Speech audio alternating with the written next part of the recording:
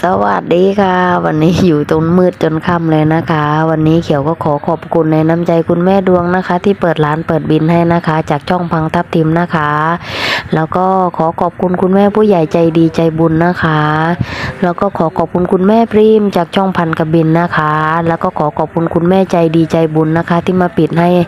นะคะเกี่ยวขอบคุณมากๆเลยนะจ๊ะเกี่ยวก็ขอบารมีโกตสารพังคำวง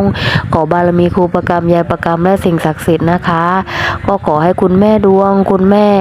ปริมคุณแม่ผู้ใหญ่ใจดีไม่ประสงค์ออกนามนะคะสุขภาพพลานามัยแข็งแรงกิจการงานการเจริญรุ่งเรืองนะคะ